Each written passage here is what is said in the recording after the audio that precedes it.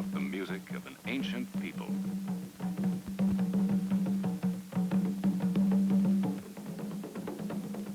To the Indians who once lived in these hills, the word Haiti meant high land.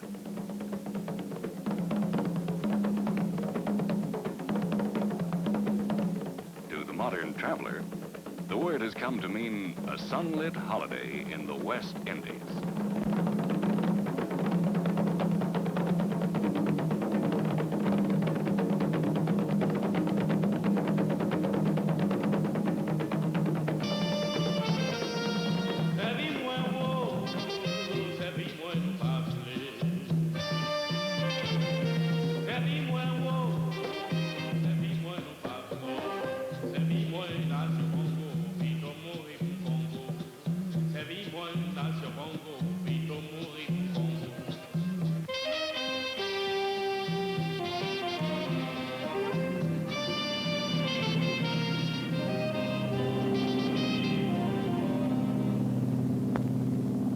In a few short hours from the United States, the Pan American clipper carries you to the tropic beauty of a foreign country.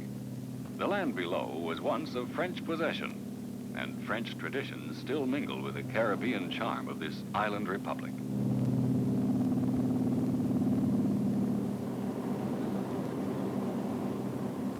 The plane circles over Port-au-Prince, capital of the second oldest independent nation in the Western Hemisphere.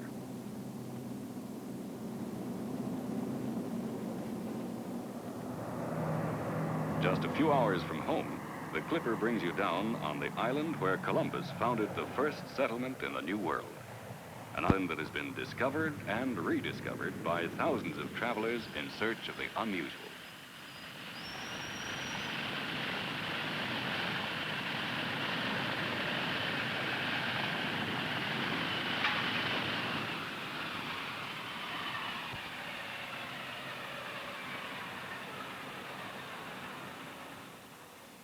Their destination may be off the beaten track, but the clipper's passengers have flown in comfort and relaxation. Flying Pan American, they've added days to their vacation time. And now they're ready to begin a unique adventure in international travel. Flowers greet the newcomers to the island, Jim and Cora Kingsley and their two girls, all together on a family vacation for the first time. Bill and Susan Carr, who both teach at the same high school back in the States. Flowers make an appropriate introduction to Haiti, where your eye is caught first by the flaming color of tropical blooms.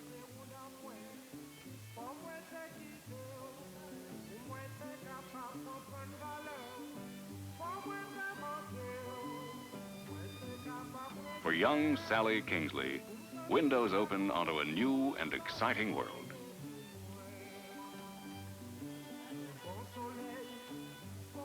On the first day in a strange country, everyone wants to get off to an early start, but somehow your attention keeps wandering. You find yourself standing at the window, fascinated by the simplest signs of life in a foreign land.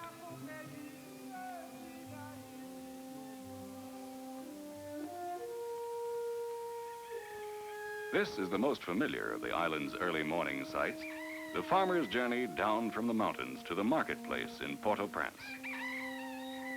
For the people of Haiti, life flows in a steady procession on the island's roads. Day and night, the mountain paths are alive with travelers, down from the hills and back again in a never-ending stream. Day and night, the Haitian roads are never silent.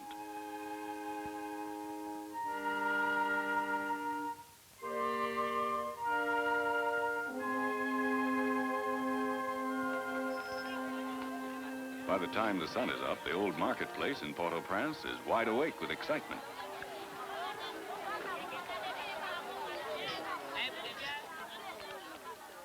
The trains that bring in sugarcane from the island's plantations also serve as rolling candy stores for the city's youngsters.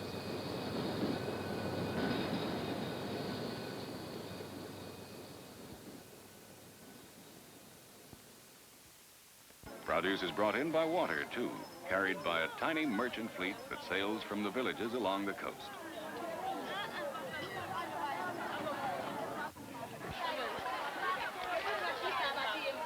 By mid-morning, the activities of the marketplace reach a peak of color and confusion, with a lively undercurrent of Creole dialect as women exchange gossip along with the beans and the rice.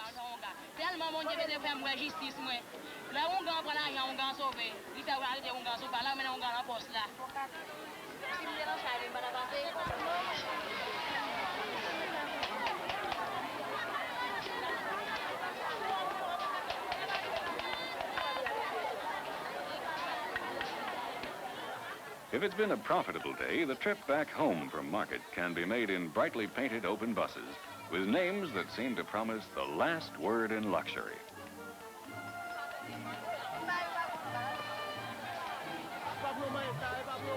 The cries of street vendors offering last-minute bargains add to the light-hearted carnival spirit at the end of the day.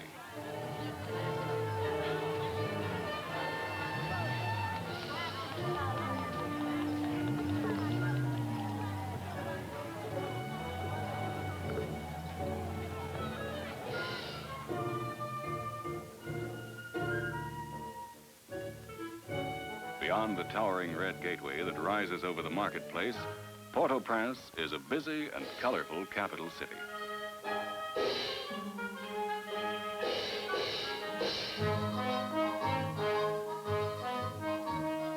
In the center of town stands Haiti's own White House, the Presidential Palace. A drive into the hills offers a panoramic view of the entire city, gleaming in the sunlight.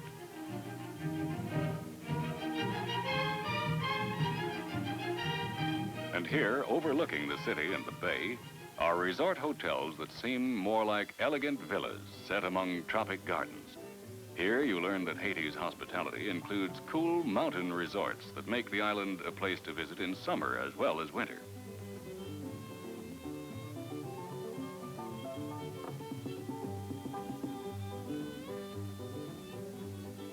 And no matter what time of year it may be, a sunlit patio turns a simple meal like breakfast into a gala occasion.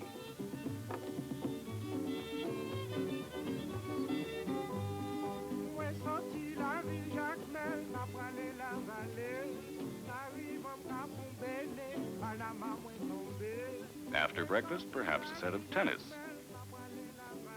Or perhaps something a little less strenuous. Whatever you choose, you'll find that Haiti has the perfect setting for your favorite outdoor sport.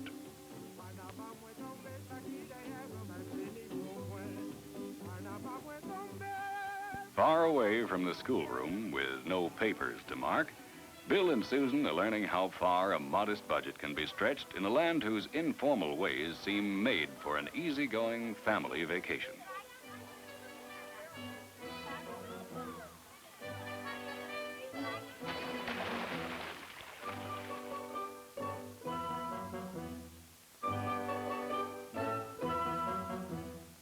Outdoor informality is a way of life in Haiti, where again and again you find yourself saying, "Meet me at the pool."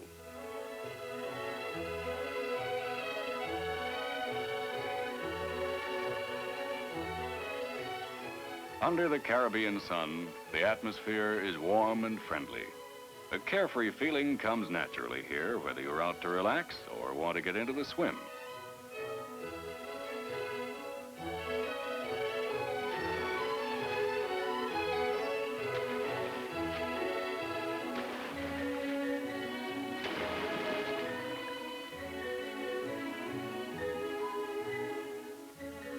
For underwater adventurers, and for those who are just plain curious, there's a coral reef half a mile out in Port-au-Prince Bay where you can try your hand at spearfishing to the admiration of a floating gallery.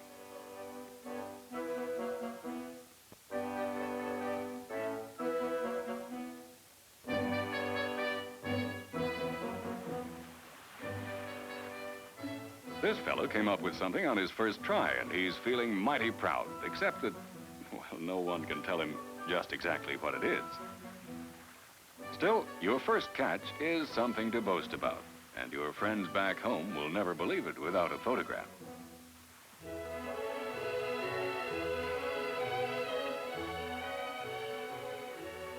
It isn't long before you discover that one key to Haiti's magic lies in the charm of sun and water and magnificent beaches. Haiti is a land of surprising contrasts. The luxurious strip of golden beach may lead to the stark simplicity of a little fishing village. These are remnants of a primitive world. The dugout canoes, the thatched huts, the fire in a circle of stones. A strange song played on the most primitive of all string instruments.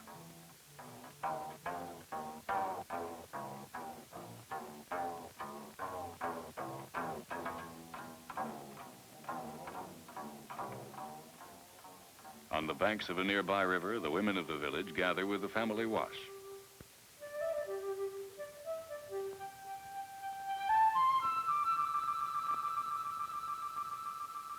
The land surrounding the village may seem dry, but many things grow well here. Cotton and sugar cane, coffee and cocoa, and the sisal plant, one of Haiti's most important crops. The stiff sisal leaves are cut and fed into a shredding machine that symbolizes the gradual modernization that is coming to Haiti. The shredded sisal is dried in the sun and then twisted into lengths of strong, sturdy fiber.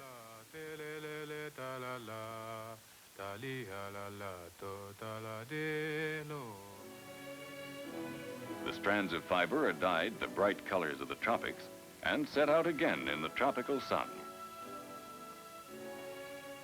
Finally, the sisal is woven into shoes and bags and hats, which brings us back to our souvenir-minded traveler.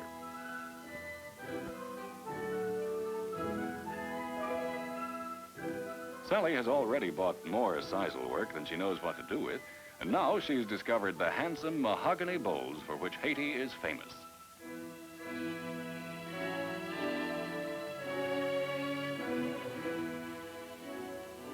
Sally is determined to take full advantage of Pan American's liberal baggage allowance. And you never know when a thing like this may come in handy. And this, well, maybe the little one will be easier to pack. Back at the hotel, Sally's mother and sister remember the girl who set out to buy just a handkerchief or two.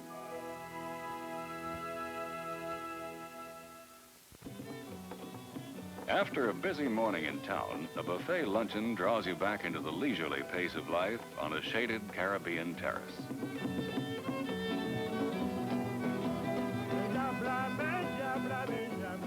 Under the gentle spell of the island's trade wind, you explore the delicacies of French and Creole cooking. After lunch, the rhythms of a West Indian band may tempt you onto the dance floor.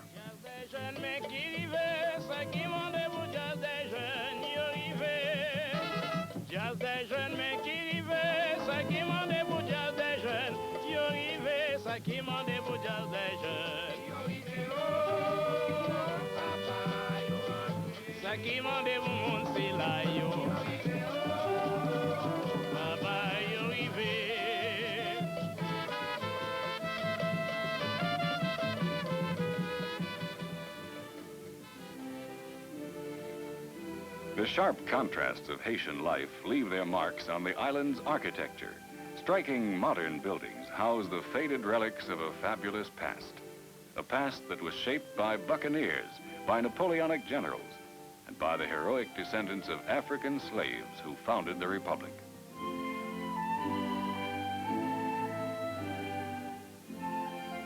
Haitians are proud of their cultural traditions, and today in many backyard studios, young art students combine the boldness of modern art with their own direct simplicity to interpret the life of their people.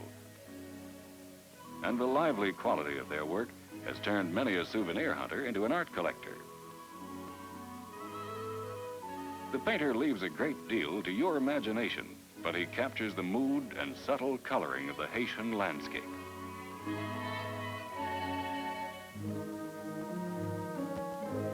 A few simple figures, sharply defined, convey the energetic movement of workers in the island's sugarcane fields.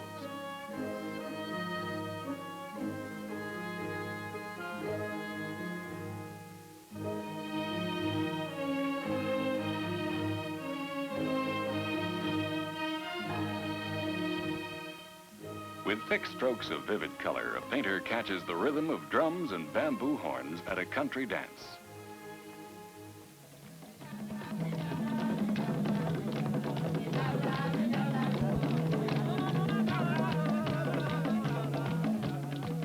Every Saturday, the mountains echo with his music, beating time for a dance that has no formal pattern.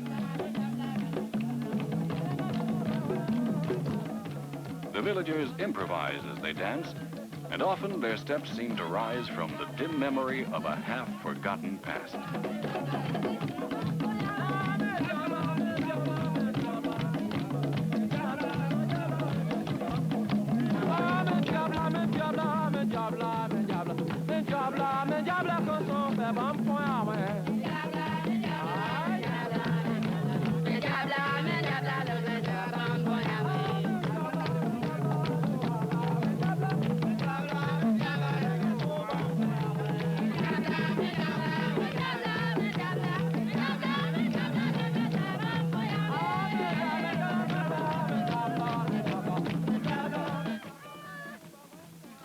Just a few minutes from town, Bill and Susan find reminders of a primitive life far off in another continent.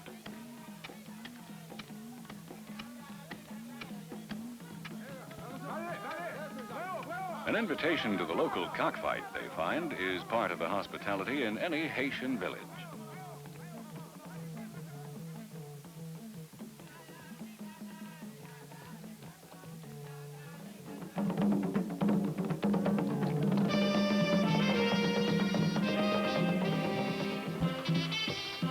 A mixture that leaves its clearest traces on Haiti's northern shore. Here in the city of Cap-Haïtien, the charm of French colonial buildings is preserved as a proud heritage from the past.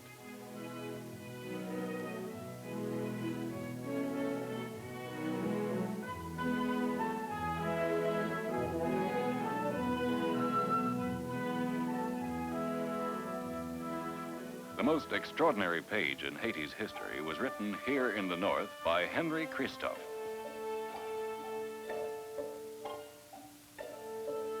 Modern transportation is discarded for a trip to the heart of Christophe's kingdom.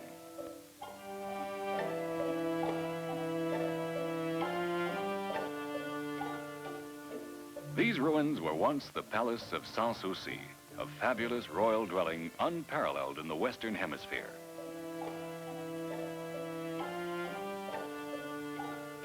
Henry Christophe, who built this palace, was born a slave. He lived to become one of the leaders of the 19th century revolt that brought independence to his people, and he went on to become king of northern Haiti.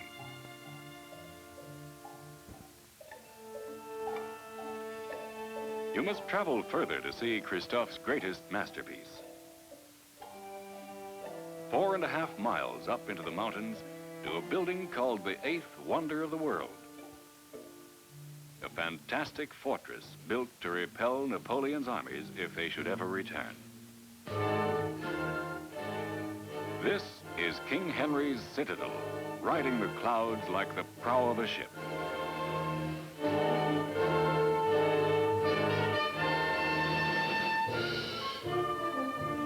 These walls enclose the tomb of Henry Christophe, who knew one day that his power was gone and put a golden bullet through his head. Far off in the mountains, the drums still tell of 200,000 men who carried Henry's fortress to the mountaintop.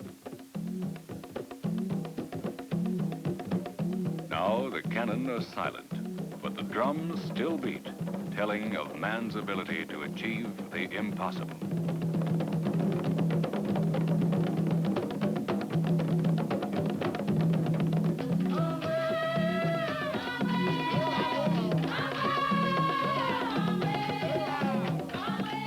Once every year, the drums come down from the hills to play their part in a festival that sums up the brilliant contrasts of Haitian life. They call it Rah-Rah, and for 2 weeks they fill the streets dressed as strange figures from ancient voodoo legends. Every hand carries a crude emblem of magic power. The air is alive with the cheerful sorcery of voodoo music, and the entire island dances.